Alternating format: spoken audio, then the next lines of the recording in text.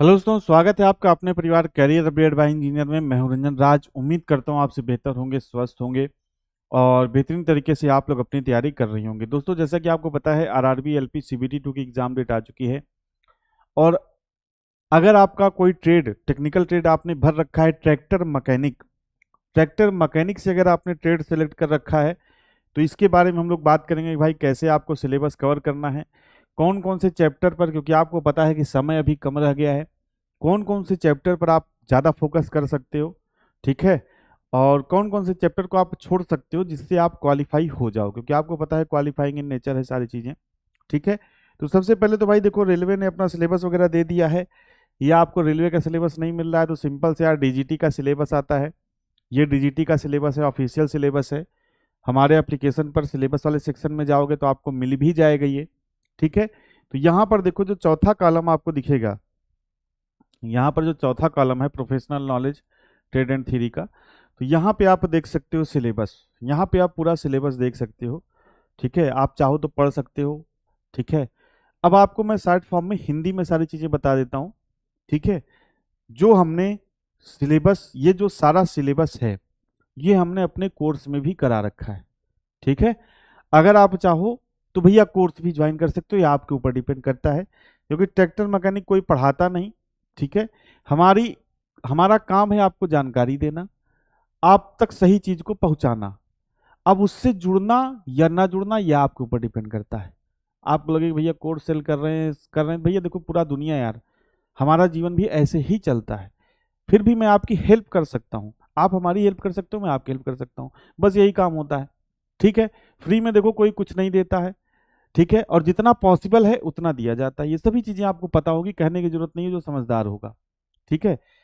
करोड़ों करोड़ों जिनके सब्सक्राइबर हैं चैनल, वो भी पैसा लेते हैं, जबकि उनके पास तो पता नहीं कितना पैसा है, वो फ्री में दे सकते हैं, लेकिन ऐसी दुनिया नहीं चलती दोस्त।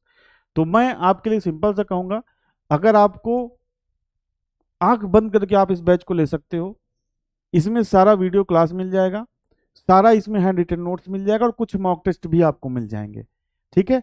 हैंड रिटन नोट्स की क्वालिटी मैं आपको दिखा देता हूं, अगर आप प्रिंट आउट वगैरह निकलवाना चाहो तो ये निकलवा सकते हो, ठीक है। With figure hand written notes आपको मिल जाता है, आपके ऊपर है, आप प्रिंट आउट चाहो निकलवाओ या ना निकलवाओ, ठीक है। तो ये नोट्स की क्वालिटी है। जुड़ना चाहो तो आप जुड़ सकते हो, अभी समय है, आप सिलेबस कंप्लीट कर पाओगे। तो टोटल देखो भाई, हमने ये पूरा सिलेबस इस बैच में करा रखा है। टोटल जो है हमने 47 चैप्टर, लगभग 46 चैप्टर इस बैच में करा रखे हैं, ठीक है। अब देखो, ये आपको पूरा पढ़ना नहीं है।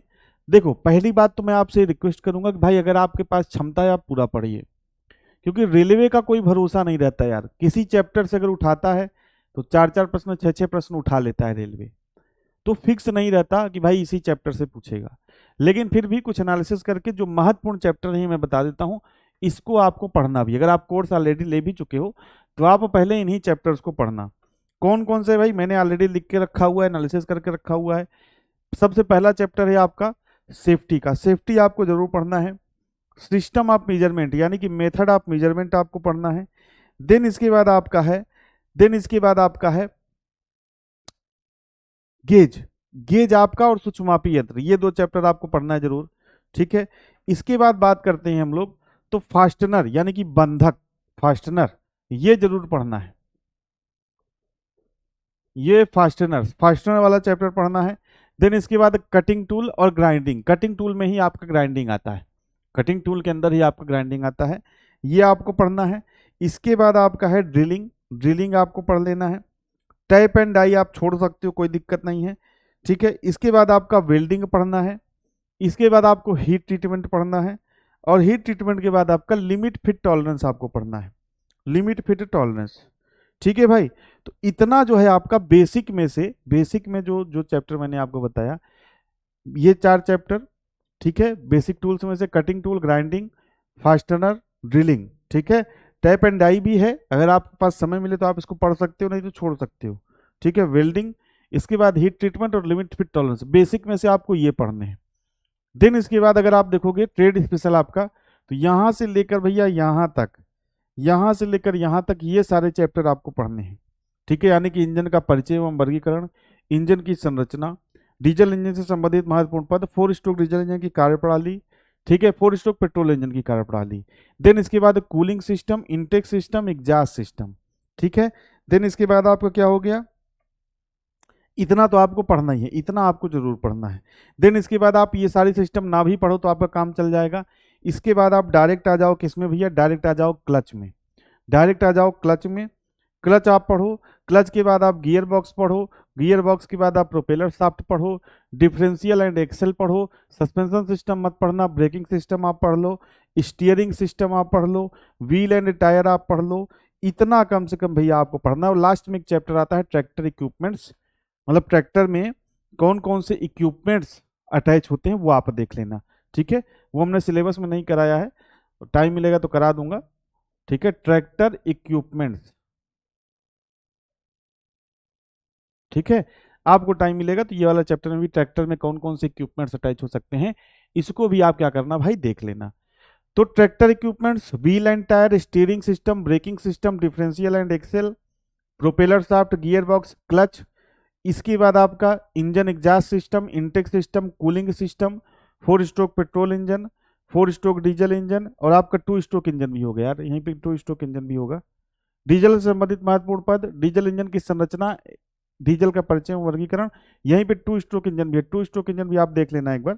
ठीक है, और बेसिक से जो मैंने आपको बताया, limit fit tolerance, heat treatment, cutting tool, grinding wheel, fastener, drilling, tap and die, welding, और इधर आपका सेफ्टी, मेजरमेंट सिस्टम, सूक्ष्ममापी यंत्र और गेज।